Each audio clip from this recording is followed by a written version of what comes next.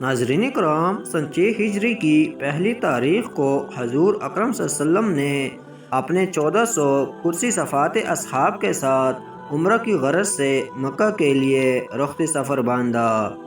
مقام ذوالخلیفہ میں ساتھ میں لائے ہوئے ہدی کے جانوروں کو قلادہ پہنا کر ان کا اشہار کوہان کو زخمی کر کے خون نکالنا، تاکہ لوگوں کو معلوم ہو جائے کہ حرم لے جائے جا رہے ہیں، کیا اور لبادہ احرام پہنا۔ بصر بن سفیان کو قریش کے حالات سے آگاہی کے لیے پہلے روانہ فرمایا۔ کاروان نبوت جب مقام اصفان میں پہنچا تو انہوں نے یہ اطلاع بہم پہنچائی کہ قریش نے آپ کی آمد سن کر ایک لشکر جرار تیار کر رکھا ہے اور دخول مکہ سے آپ کو باز رکھنے کے لیے آپس میں عہد کر لیا ہے۔ یہ خبر بھی گوش گزار کی کہ خالد بن ولید، جو ابھی تک اسلام کی سعادت سے محروم تھے، ہر اول دستے کے طور پر 200 شاہ سواروں کے ہمراہ غمیم تک پہنچ چکے ہیں۔ اس خبر کے سنتے ہی آپ صلی اللہ علیہ وسلم نے اپنا راستہ بدل لیا کہ مقصود لڑائی نہیں بلکہ سعادت عمرہ سے سرفراز ہونا تھا۔ حدیبیہ کی سرزمین کے لیے یہ بہت بیداری کی گھڑی تھی اور قیامت تک تاریخ کے اوراق میں نسبت رسول کے ساتھ اسے محفوظ رہنا تھا۔ اس لیے آپ صلی اللہ علیہ وسلم کی سواری کے بڑھتے قدم وادی میں ہی رک گئے۔ لوگوں نے اونٹنی بیٹھ گئی کی آواز لگانی شروع کی۔ آپ صلی اللہ علیہ وسلم نے فرمایا، اونٹنی نہیں بیٹھی اور نہ ہی اس کی عادت ہے، بلکہ اسے اس ذات نے روک لیا جس نے ہاتھی کو روکا تھا۔ پھر آپ صلی اللہ علیہ وسلم نے فرمایا، اس ذات کی قسم جس کے قبضہ میں میری جان ہے، اگر وہ لوگ میرے سامنے کوئی ایسی تجویز رکھیں گے جس میں اللہ تعالیٰ کی حرمتوں کی تعظیم ہوتی ہو تو میں اسے قبول کروں گا۔ پھر اونٹنی کو چاٹ دیا تو وہ چل پڑی۔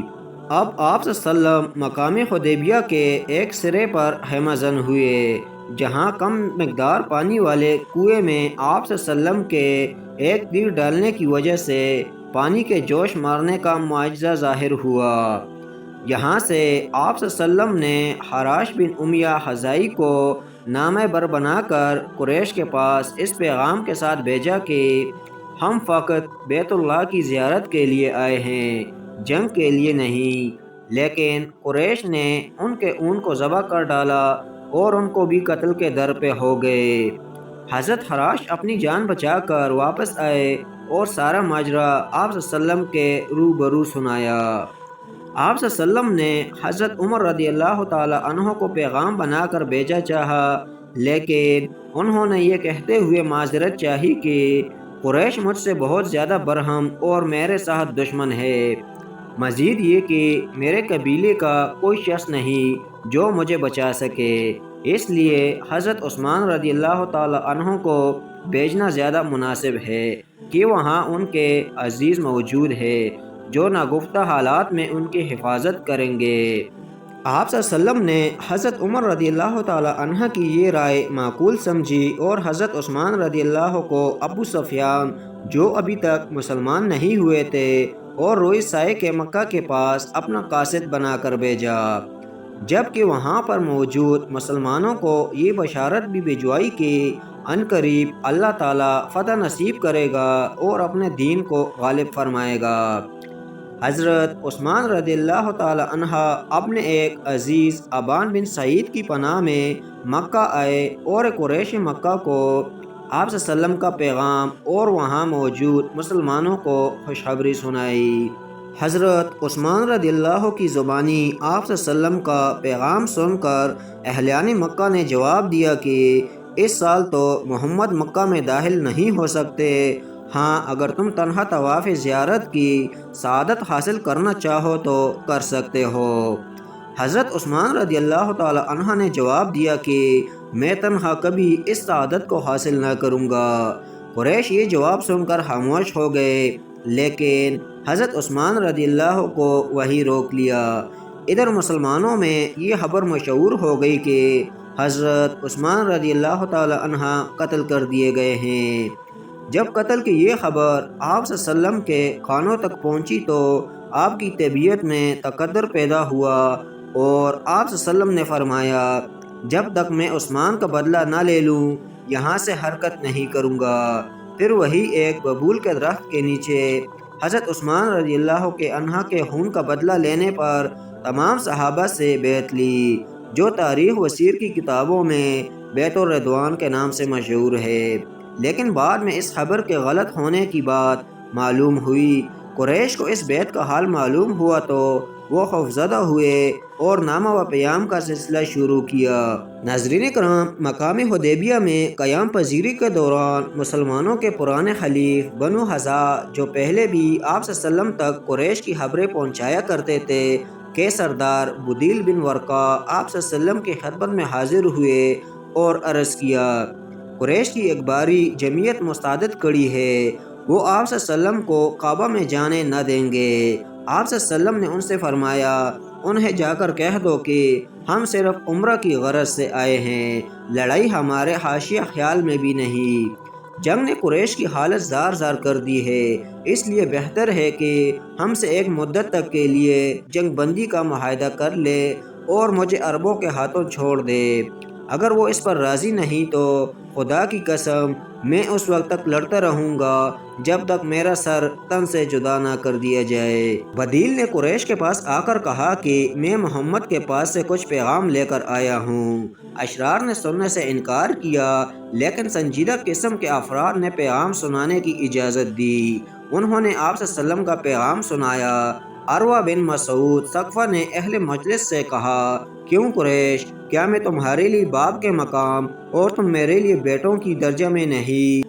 سبھی نے کہا ہاں ایسا ہی ہے۔ پھر اس نے کہا میری نسبت تمہیں کوئی بدگمانی تو نہیں؟ جواب ملا نہیں۔ اس نے کہا پھر تو خود مجھے محمد کے پاس جا کر معاملہ طے کرنے کی اجازت دو، اس نے معقول تجویز رکھی ہے۔ عروہ بن مسعود آپ صلی اللہ علیہ وسلم کی خدمت میں حاضر ہوئے۔ آپ صلی اللہ علیہ وسلم نے ان سے بھی وہی باتیں کہی جو بدیل سے کہہ چکے تھے۔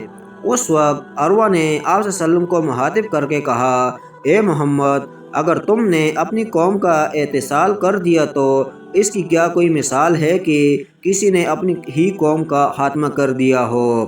لیکن اگر لڑائی کا رخ بدلا اور اہل مکہ تم پر غالب آ گئے تو میں تمہارے ساتھ ایسے لوگوں کو دیکھ رہا ہوں جو تمہیں چھوڑ کر بھاگ کھڑے ہوں گے۔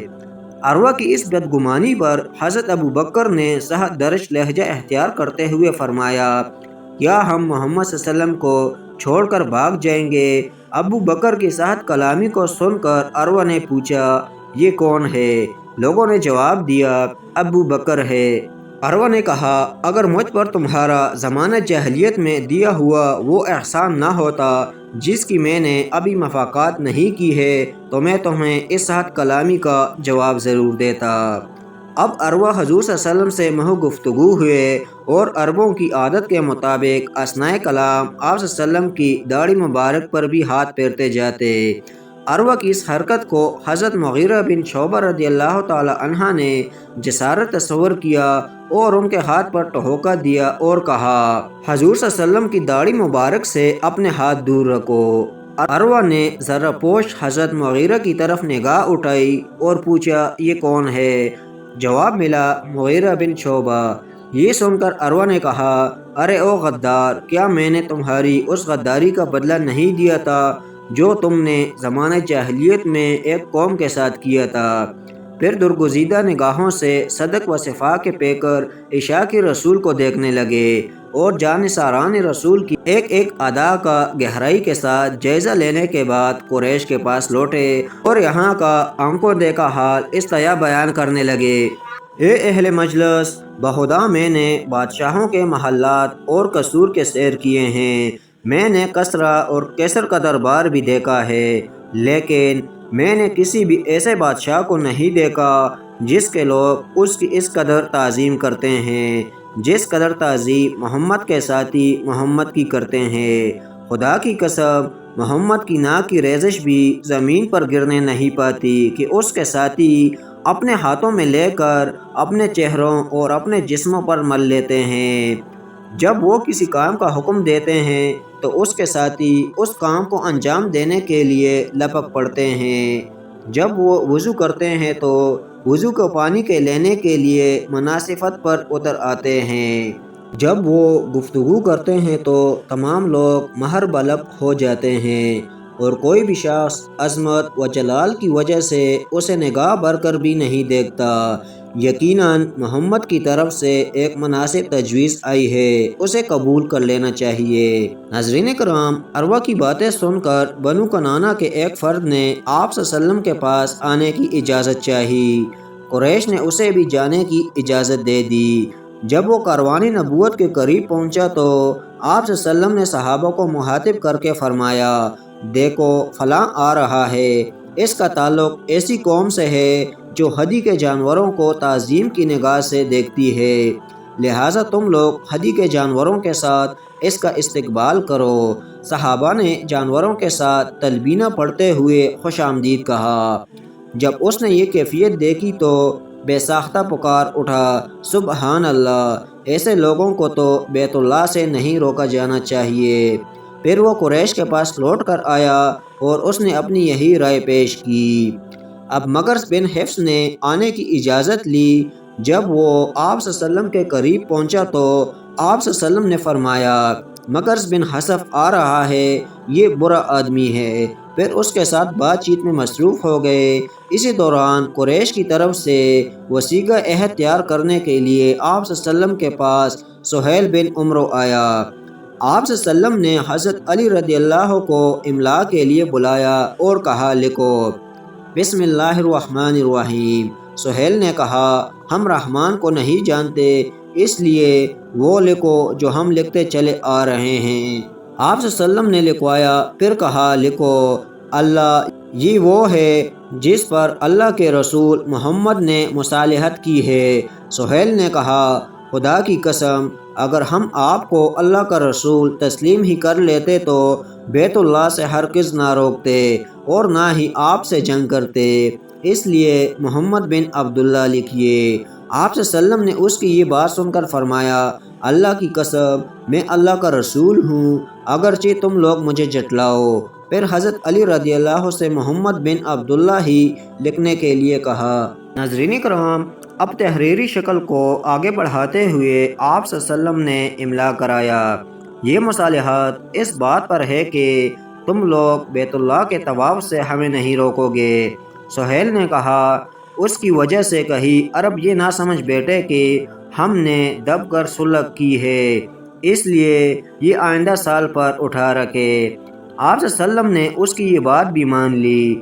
اب سہیل نے اپنی طرف سے ایک شرط لکھوائی کہ ہمارا کوئی بھی مرد مسلمان ہو کر آپ کے پاس آ جائے تو آپ اسے ہمارے پاس لوٹا دیں گے، لیکن اگر آپ کا کوئی ساتھی آپ کا دین چھوڑ کر آئے تو ہم اسے نہیں لوٹائیں گے۔ صحابہ نے کہا، سبحان اللہ، دائرہ اسلام میں داخل ہونے کے بعد کسی کو کیسے لوٹایا جائے گا؟ معاہدہ کی اس شک پر بحث و تمہیز چل رہی تھی کہ ابو جندل بن سہیل بن عمرو قفص تعذیب سے فرار ہو کر بیڑیوں میں گھسیٹتے ہوئے یہاں پہنچے۔ سہیل نے انہیں دیکھتے ہی کہا، معاہدہ کا نفاذ یہی سے ہوگا۔ آپ صلی اللہ علیہ وسلم نے فرمایا، ابھی تو معاہدہ کی تکمیل بھی نہیں ہوئی۔ سہیل نے جواب دیا، پھر تو کسی چیز پر مصالحت نہیں ہو سکتی۔ آپ صلی اللہ علیہ وسلم نے فرمایا، اچھا میری خاطر اسے چھوڑ دو۔ اس نے کہا، میں اس پر بھی تیار نہیں۔ آپ صلی اللہ علیہ وسلم نے اس وقت حضرت ابو جندل کو مخاطب کر کے فرمایا، اے ابو جندل، صبر کرو اور امید رکھو، اللہ تعالیٰ تمہارے اور تمہارے ساتھ دوسرے کمزوروں کے لیے ضرور کوئی سبیل نکالے گا۔ ہم نے قریش سے عقد صلح کر لیا ہے اور اس پر زبان دے دی ہے کہ اور ان لوگوں نے بھی ہم سے عہد کیا ہے اور ہم ان غداری کے مرتکب نہیں ہو سکتے، اور انہیں واپس مکہ بھیج دیا۔ اس معاہدہ کی وہ تمام شرطیں جن پر قریش راضی تھے اس طرح ہیں: نمبر 1، 10 سال تک حرب و ضرب موقوف رہے گا۔ نمبر 2، قریش کا جو مرد مسلمان ہو کر اپنے اولیاء اور موالی کی اجازت کے بغیر مدینہ آ جائے اسے واپس کر دیا جائے گا۔ نمبر 3، مسلمانوں میں سے جو مرد راہ ارتد اختیار کر کے مکہ آ جائے اسے واپس نہ کیا جائے گا۔ نمبر 4، مدت معاہدہ میں کوئی دوسرے پر تلوار نہیں اٹھائے گا اور نہ ہی کسی سے خیانت کرے گا۔ نمبر 5، محمد اس سال واپس چلے جائیں اور آئندہ سال مکہ میں صرف 3 دن رہ کر عمرہ کر کے واپس ہو جائے، سوائے تلواروں کے اور کوئی ہتھیار ساتھ نہ ہو اور وہ بھی نیام میں رہیں۔ نمبر 6، قبائل متحدہ جس کے خلیف بننا چاہیں بن سکتے ہیں۔ ناظرین کرام، اس معاہدہ میں آپ صلی اللہ علیہ وسلم نے قریش کی وہ تمام شرطیں منظور کر لی جو بظاہر مسلمانوں کے خلاف تھی، جس کی وجہ سے صحابہ ایک قسم کی اندرونی گھٹن میں مبتلا ہو گئے، حتیٰ کہ حضرت عمر نے آپ صلی اللہ علیہ وسلم کی خدمت میں حاضر ہو کر اس طرح سوال کرنا شروع کر دیا: کیا آپ اللہ کے برحق نبی نہیں ہیں؟ کیا ہم حق پر اور دشمن باطل پر نہیں ہیں؟ آپ صلی اللہ علیہ وسلم نے ہر سوال کے جواب میں کیوں نہیں، یعنی ہاں ہم حق پر ہیں اور میں اللہ کا برحق نبی ہوں فرمایا۔ تب حضرت عمر نے کہا: پھر ہم دین میں کمی کیوں برداشت کریں؟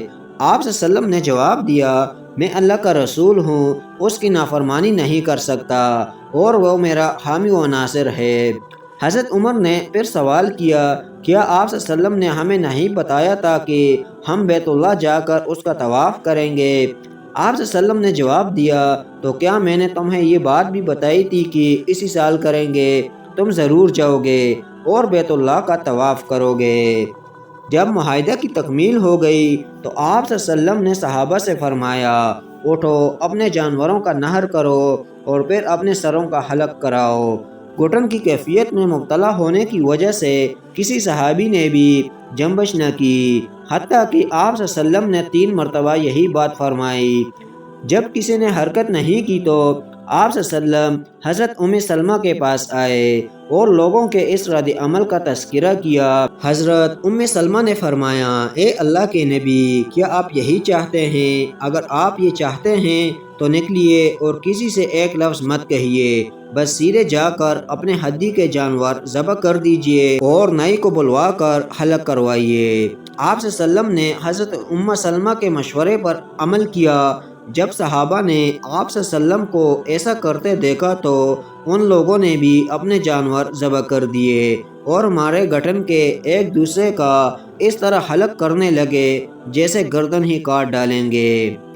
ناظرین کرام، حدیبیہ میں تقریباً 2 ہفتے قیام کرنے کے بعد آپ صلی اللہ علیہ وسلم نے اپنے رفقا کے ساتھ واپسی کے لیے کجاوا کسا۔ جب مکہ مکرمہ اور مدینہ کے درمیان پہنچے تو سورہ فتح نازل ہوئی۔ آپ صلی اللہ علیہ وسلم نے صحابہ کو جمع فرما کر سنائی۔ صحابہ انگشت بد ادنا رہ گئے اور دریافت کیا: اے اللہ کے رسول، کیا یہ فتح ہے؟ آپ صلی اللہ علیہ وسلم نے جواب دیا: قسم ہے اس ذات کی جس کے قبضے میں میری جان ہے، بے شک یہ عظیم الشان فتح ہے۔ جب رسول اللہ صلی اللہ علیہ وسلم مدینہ پہنچ گئے تو ابو بصیر کفار قریش کی قید سے بھاگ کر مدینہ پہنچے۔ قریش نے فوراً ان کی واپسی کے لیے 2 لوگوں کو مدینہ روانہ کیا۔ آپ صلی اللہ علیہ وسلم نے ایفائے عہد کرتے ہوئے ابو بصیر کو ان کے ساتھ مکہ کے لیے روانہ کر دیا۔ ابو بصیر ان کے ساتھ روانہ تو ہو گئے لیکن راستہ میں ان میں سے ایک کو قتل کر دیا۔ جب دوسرے نے یہ حال دیکھا تو بھاگ کھڑا ہوا اور سیدھا مدینہ آپ صلی اللہ علیہ وسلم کی خدمت میں حاضر ہوا اور کہا: میرا ساتھی تو مارا گیا اور اب میں بھی مارا جانے والا ہوں۔ اس کے پیچھے ابو بصیر بھی مدینہ پہنچے اور حضور اکرم صلی اللہ علیہ وسلم کی خدمت میں حاضر ہو کر عرض کیا: اے اللہ کے رسول، اللہ تعالیٰ نے آپ کے عہد کو پورا کر دیا۔ آپ نے تو مجھے ان کے حوالے کر دیا تھا، پھر اللہ تعالیٰ نے ان سے نجات کے لیے میرے لیے ایک سبیل مہیا فرما دی ہے۔ میں نے یہ جو کچھ کیا محض اس لیے کیا کہ میرے اور ان کے درمیان کوئی معاہدہ نہیں ہے۔ آپ صلی اللہ علیہ وسلم نے فرمایا: ناس ہو، جنگ بھڑکانے والا ہے، کاش کوئی اس کے ساتھ ہوتا۔ حضرت ابو بصیر سمجھ گئے کہ آپ صلی اللہ علیہ وسلم کو میرا یہاں ٹھہرنا پسند نہیں، چنانچہ انہوں نے ساحل سمندر کو ٹھکانہ بنایا۔ اب جو بھی مکہ سے فرار ہو کر آتا سیدھے ساحل پر پہنچتا۔ اس طرح 70 یا 300 لوگوں کی ایک بڑی تعداد اکٹھی ہو گئی۔ یہ ساحل مکہ سے شام جانے والے تاجرین قریش کی راہ میں پڑتا تھا۔ چنانچہ ان لوگوں نے ان کے مال و اسباب کو اپنی غذائی قلت دور کرنے کا ذریعہ بنایا۔ جب قریش ان سے تنگ آ گئے تو آپ کو ان لوگوں کو اپنے پاس بلا لینے کی اجازت دے دی، اور اس طرح معاہدہ کی ایک شق کو ان لوگوں نے خود ہی کالعدم قرار دے دیا، جبکہ پورا معاہدہ اس وقت اختتام پذیر ہوا جب قریش کے حلیف بنو بکر نے قریش کے ساتھ مل کر بنو حذا پر چشمہ و تیر میں شب و خون مارا اور ان کے بہت سارے افراد کو موت کی نیند سلا دیا۔ چنانچہ عمرو بن سالم خزاعی نے بنو حذا کا ایک وفد لے کر دربار نبوت میں حاضر ہو کر دہائی دی، جس کو سن کر آپ صلی اللہ علیہ وسلم نے فرمایا، اے عمرو بن سالم، تمہاری مدد کی جائے گی۔ پھر آپ نے بنو حذا کی مدد کی، جس کے نتیجے میں مکہ فتح ہوا۔ ناظرین کرام، حدیبیہ کی صلح کے بعد حضرت صلی اللہ علیہ وسلم کو یہ موقع میسر ہوا کہ دنیا کے سامنے اطمینان کے ساتھ خدا کا پیغام پہنچا سکے۔ چنانچہ اس کے لیے چند ہوشیار مسلمانوں کا انتخاب کیا اور ان کو خطوط دے کر قرب و جوار کے رئیسوں اور بادشاہ حبشہ، ایران، روم اور مصر کے پاس بھیجا۔ حبش کے بادشاہ نے اسلام قبول کیا۔ ایران کے بادشاہ نے غصہ سے اس خط کے ٹکڑے ٹکڑے کر دیے۔ آپ صلی اللہ علیہ وسلم نے فرمایا، اللہ اسی طرح اس ملک کے ٹکڑے ٹکڑے کر دے گا، اور ہوا بھی ایسا ہی۔ چند ہی سالوں میں اس ملک کے ٹکڑے ٹکڑے ہو گئے۔ مصر کے بادشاہ نے اسلام تو قبول نہیں کیا، لیکن خط کا جواب تہذیب کے ساتھ دیا۔ روم کے بادشاہ قیصر نے عرب تاجروں کو دربار میں حاضر کرنے کا حکم دیا۔ اتفاق یہ کہ ابو سفیان، جو اس وقت اسلام کے سب سے بڑے دشمن تھے، اپنے چند ساتھیوں کے ساتھ حاضر کیے گئے۔ قیصر نے کچھ اہم سوالات کیے۔ ابو سفیان کے جواب سے وہ مطمئن ہوا اور یہ کہہ اٹھا کہ اگر تم نے سچ سچ کہا ہے تو ایک دن آئے گا کہ وہ میرے پاؤں کے نیچے کی اس مٹی پر بھی قبضہ کر لے گا۔ اگر میں ان تک پہنچ پاتا تو ان کے پاؤں دھوتا۔ ناظرین کرام، عرب کے کئی رئیسوں نے اسلام قبول کیا۔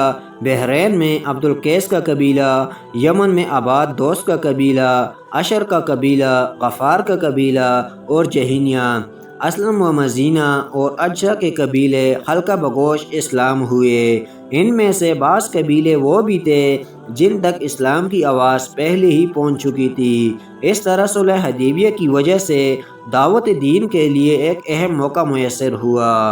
یہ بات گزر چکی ہے کہ جن یہودیوں کو جلا وطن کیا گیا تھا، ان میں سے بہت سارے خیبر میں آ کر مقیم ہو گئے۔ یہاں بڑے بڑے قلعے تھے جن پر اعتماد کر کے ان یہودیوں نے مسلمانوں پر حملہ کرنے کی تیاری کرنے لگے۔ جب حضرت صلی اللہ علیہ وسلم کو اس کی اطلاع ملی تو ان کے ساتھ صلح کے لیے آدمی بھیجے، لیکن ان کی شرارت کی وجہ سے بات نہیں بن سکی۔ بالآخر خیبر پر حملہ کا اعلان ہوا۔ 1600 لوگوں کی فوج مدینہ سے روانہ ہوئی۔ اس موقع پر پہلی مرتبہ 3 پرچم تیار کیے گئے۔ یہ قافلہ رات کے وقت خیبر پہنچا۔ حملہ کے لیے صبح کا انتظار کیا گیا۔ صبح کو جب یہودیوں نے اپنے قلعوں کے دروازے کھولے تو سامنے مسلمانوں کا لشکر دیکھ کر چیخ اٹھے، محمد صلی اللہ علیہ وسلم کی فوج! حضور صلی اللہ علیہ وسلم نے اب بھی لڑنے کا حکم نہیں دیا، لیکن یہودیوں نے صلح کے بجائے لڑنے کو ترجیح دی۔ مسلمانوں نے سب سے پہلے نام نامی قلعہ پر حملہ کیا۔ کچھ جھڑپ کے بعد اسے فتح کر لیا گیا۔ پھر کموز کی طرف بڑھے۔ یہاں مرحب نامی ایک مشہور بہادر تھا۔ کئی روز تک یہاں مقابلہ رہا۔ آخرکار حضرت علی رضی اللہ کے ہاتھوں یہ قلعہ فتح ہوا۔ اب یہودیوں نے حضرت صلی اللہ علیہ وسلم کے ساتھ صلح کی، جس کی شرط یہ قرار پائی کہ یہاں کی زمینیں تو یہودیوں ہی کے قبضے میں رہیں گی اور پیداوار کا آدھا حصہ وہ مسلمانوں کو دیا کریں گے۔ خیبر کی آدھی زمینیں لڑنے والوں مسلمانوں کو دی گئی اور آدھی اسلامی خزانہ کی ملکیت قرار پائی۔ اسی موقع پر ایک یہودی عورت نے آپ صلی اللہ علیہ وسلم کو اور کچھ صحابہ کرام کی دعوت کی اور کانے میں زہر ملا دیا۔ حضرت صلی اللہ علیہ وسلم نے لقمہ منہ میں رکھا اور نکال لیا اور فرمایا، اس میں زہر ملایا گیا ہے۔ تب تک ایک صحابی نے کئی لقمے کھا لیے تھے، جس کے نتیجہ میں ان کی موت واقع ہو گئی۔ اس موت کا قصاص اس عورت سے لیا گیا اور اسے بھی قتل کر دیا گیا۔ یہاں سے فارغ ہو کر آپ صلی اللہ علیہ وسلم نے تیمہ اور فدق کا رخ فرمایا۔ یہاں بھی یہودیوں کے چند گاؤں آباد تھے، انہوں نے بھی خیبر کی شرط پر صلح کر لی اور اس طرح یہودیوں سے لڑائی کا سلسلہ ختم ہو گیا۔ ناظرین کرام، صلح حدیبیہ کی ایک شرط یہ تھی کہ اس سال واپس جائے اور آئندہ سال عمرہ کے لیے آئیں۔ اس شرط کے مطابق رسول اللہ صلی اللہ علیہ وسلم نے عمرہ کا ارادہ فرمایا۔ مسلمانوں کی ایک بڑی تعداد تقریباً 2000 بھی آپ صلی اللہ علیہ وسلم کے ساتھ روانہ ہوئی۔ معاہدہ کی پاسداری کرتے ہوئے مکہ سے آدھے میل پہلے ہی ہتھیار اتار دیے گئے، جن کی حفاظت کے لیے 200 سواروں کا ایک دستہ متعین ہوا۔ باقی مسلمان پورے جوش و خروش کے ساتھ مکہ داخل ہوئے اور معاہدہ کے مطابق 3 دن بعد وہاں سے نکلے۔ یہ واقعہ ذی القعدہ 7 ہجری کا ہے۔ صلح حدیبیہ کے بعد رسول اللہ صلی اللہ علیہ وسلم نے جن رئیسوں کے پاس دعوت دین کے خطوط روانہ فرمائے تھے، ان میں سے ایک سربہیل بن عمرو غسانی بھی تھا، جو روم کے بادشاہ کی طرف سے شام کا امیر گورنر تھا۔ اس نے خط کا جواب اور اس کا احترام کرنے کے بجائے اس قاصد حارث بن عمیر کو ہی قتل کر دیا جو خط لے کر گیا تھا۔ قاصد کا قتل اس وقت کے دستور کے بھی خلاف تھا، اس لیے رسول اللہ صلی اللہ علیہ وسلم نے اس کا بدلہ لینے کے لیے 3000 فوج روانہ فرمائی۔ شرحبیل کو جب اس کی خبر ہوئی تو اس نے مقابلہ کے لیے 1 لاکھ کی جمعیت تیار کی۔ خود روم کا بادشاہ بھی 1 لاکھ فوج لے کر مقام بلقاء میں خیمہ زن ہوا۔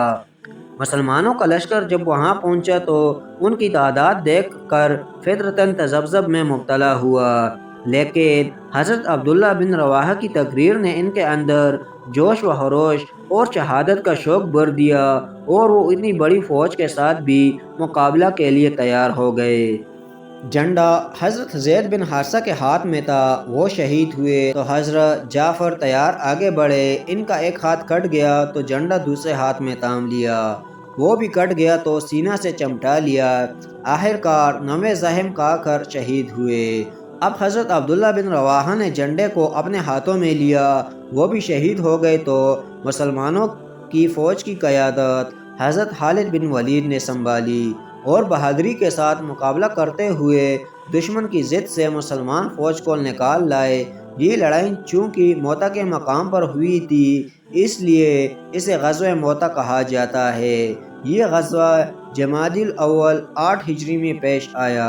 ناظرین کرام، سن 8 ہجری کا واقعہ ہے۔ بنو بکر نے قریش کے ساتھ مل کر بنو خزاعہ پر چشمہ و تیر میں شب و خون مارا، جس میں بنو خزاعہ کے بہت سارے افراد خواب غفلت ہی میں مار دیے گئے۔ جو بیدار ہو سکے انہوں نے بھاگ کر حرم میں پناہ لی، لیکن آج انہیں یہاں بھی پناہ نہ مل سکی۔ معاہدہ حدیبیہ، جس میں قبائل عرب کو یہ اختیار دیا گیا تھا کہ جو قبیلہ آپ صلی اللہ علیہ وسلم کا حلیف بننا چاہے وہ آپ صلی اللہ علیہ وسلم کا، اور جو قریش کا حلیف بننا چاہے وہ قریش کا حلیفہ بن سکتا ہے، کے بعد یہ قبیلہ آپ صلی اللہ علیہ وسلم کا حلیف بن چکا تھا۔ چنانچہ قبیلہ کے پٹ جانے کے بعد عمرو بن سالم خزاعی بنو خزاعہ کا ایک وفد لے کر دربار نبوت میں حاضر باش دہائی دیتے ہوئے عرض کونا ہوئے، اے پروردگار، میں محمد کو اپنے باپ اور ان کے باپ عبد المطلب کا قدیم عہد یاد دلانے آیا ہوں۔ بلا شبہ قریش نے آپ سے وعدہ خلافی کی ہے اور پختہ عہد و پیمان کو توڑ ڈالا ہے۔ انہوں نے چشمہ و تیر پر سوتے ہوئے ہم پر شب و خون مارا ہے اور رکوع و سجود کی حالت میں ہمیں قتل کیا گیا ہے۔ اے اللہ کے رسول، ہماری مستحکم مدد کیجیے اور اللہ کے بندو قبائل کو بلائیے، وہ کمک کر لے آئیں گے۔ اس لرزہ خیز دہائی کو سن کر آپ صلی اللہ علیہ وسلم نے فرمایا، اے عمرو بن سالم، تمہاری مدد کی جائے گی۔ پھر آپ صلی اللہ علیہ وسلم نے عمرو بن سالم سے دریافت فرمایا کہ کیا کل بنو بکر اس شبینہ یورش میں شریک تھے؟ عمرو بن سالم نے جواب دیا، نہیں، بلکہ بنو نفاسہ اور اس کا سردار نوفل اس میں شریک تھے۔ آپ صلی اللہ علیہ وسلم نے ان سے مدد کا وعدہ کر کے انہیں رخصت کر دیا۔ اس وفد کی واپسی کے بعد آپ صلی اللہ علیہ وسلم نے قریش مکہ کے پاس ایک قاصد اس پیغام کے ساتھ روانہ فرمایا کہ وہ 3 باتوں میں سے کسی ایک کو اختیار کر لے۔ نمبر 1، بنو حذا کے مقتولین کی دیت ادا کریں۔ نمبر 2، یا بنو نفاسہ کے معاہدہ سے علیحدگی اختیار کرے۔ نمبر 3، یا پھر معاہدہ حدیبیہ کے فسخ کا اعلان کر دیں۔ قاصد نبوت کے پیغام کو سن کر کرتا بن عمرو نے زائم حدی میں آ کر جواب دیا کہ ہم معاہدہ حدیبیہ کو فسخ کرنے پر راضی ہیں۔ یہ جوابی پیغام سن کر قاصد وہاں سے چل پڑا۔ اس کی روانگی کے بعد قریش کے ہوش ٹھکانے آئے اور اپنے پیر پر کلہاڑی مار لینے پر افسوس ہوا۔ چنانچہ ابو سفیان جو ابھی تک مسلمان نہیں ہوئے تھے تجدیدی معاہدہ کے لیے باغم باغ مدینہ پہنچے، لیکن اب کیا کیا جائے، تیر کمان سے نکلنے کے بعد واپس نہیں ہوتا، لہٰذا معاہدہ کی تجدید نہ ہو سکی۔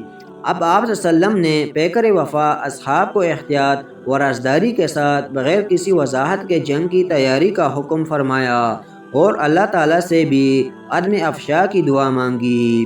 اے اللہ، قریش سے ہماری خبروں کو چھپا یہاں تک کہ اچانک ہم ان کے علاقہ میں پہنچ جائے۔ ناظرین کرام، تیاری کی تکمیل کے بعد 10,000 قدسی صفات جانثاروں کے ہمراہ مکہ کے ارادے سے نکلے۔ جب ذوالخلیفہ پہنچے تو آپ صلی اللہ علیہ وسلم کے چاچا حضرت عباس جو بال بچوں کے ساتھ مدینہ جاتے ہوئے ملے۔ یہ پہلے ہی مسلمان ہو چکے تھے، لیکن مکہ ہی میں مقیم رہ کر آپ صلی اللہ علیہ وسلم تک وہاں کی خبریں بھیجا کرتے تھے۔ جب مقامی ابوا میں پہنچے تو آپ صلی اللہ علیہ وسلم کے چاچا زاد اور رضائی بھائی ابو سفیان بن حارث اور عبداللہ بن ابی امیہ بازار اسلام مدینہ جاتے ہوئے ملے۔ اعلان نبوت سے پہلے ابو سفیان آپ صلی اللہ علیہ وسلم سے نہایت محبت کرتے تھے، لیکن اعلان نبوت کے بعد یہ محبت کثرت میں بدل گئی، یہاں تک کہ آپ کے ہجو میں بھی اشعار کہے، جس کی وجہ سے آپ سخت نالاتے۔ چنانچہ جب انہوں نے حاضر خدمت ہونے کی اجازت چاہی تو آپ صلی اللہ علیہ وسلم نے اجازت مرحمت نہیں فرمائی اور بیزارگی کا اظہار فرمایا، لیکن جب حضرت علی کے مشورے کے مطابق روئے انور کے سامنے کھڑے ہو کر حضرت یوسف کے بھائیوں کا جملہ قسم ہے اللہ کی بے شک اللہ نے آپ کو ہم پر فضیلت دی ہے اور بلا شبہ ہم قصوروار ہے دہرایا تو رحمت عالم اور حیائے مجسم کی زبان سے بھی وہی جملہ ادا ہوا جو حضرت یوسف کی زبان مبارک سے ادا ہوا تھا۔ آپ صلی اللہ علیہ وسلم نے فرمایا، آج کے دن تم پر کوئی الزام اور ملامت نہیں، اللہ تمہارا قصور معاف کرے، وہ سب مہربانوں سے بڑھ کر مہربان ہے۔ مکہ کے قریب پہنچ کر مرع الزہران میں آپ صلی اللہ علیہ وسلم نے پڑاؤ ڈالا اور عسکر اسلام کو ہر خیمہ کے سامنے علیحدہ آگ روشن کرنے کا حکم فرمایا۔ اہل مکہ کو اپنی بدعہدی کی وجہ سے یہ دغدغہ لگا ہوا تھا کہ معلوم نہیں کب رسول اللہ صلی اللہ علیہ وسلم ہم پر یورش کر بیٹھے، اس لیے ابو سفیان اور بدیل بن ورقہ ٹھوہ لینے کے لیے نکلے۔ مراد الظہر ان کے قریب پہنچ کر اس قدر آنکھ روشن دیکھی تو ان پر فضا کی کیفیت طاری ہو گئی اور یہ دونوں اس کے متعلق اظہار خیال کرنے لگے۔ حضرت عباس نے ابو سفیان کی آواز کو پہچان کر فرمایا، افسوس ابو سفیان، یہ رسول اللہ صلی اللہ علیہ وسلم کا لشکر ہے، خدا کی قسم اگر تجھ پر فتح یاب ہو گئے تو تیرا سر حلقوم سے جدا کر دیں گے۔ قریش کی بہتری اسی میں ہے کہ وہ امن کے خواص گار ہو جائیں اور اطاعت قبول کر لے۔ پھر اپنے خچر پر سوار کر کے آپ صلی اللہ علیہ وسلم کی خدمت میں حاضر ہوئے۔ بدیل بن ورقہ اسی وقت مشرف اسلام ہوئے، البتہ ابو سفیان نے صبح کی اولین ساعتوں میں تو کے طاعت اپنی گردن میں ڈالی۔ ناظرین کرام، حضور صلی اللہ علیہ وسلم کی زندگی کا واقعہ ابھی جاری ہے۔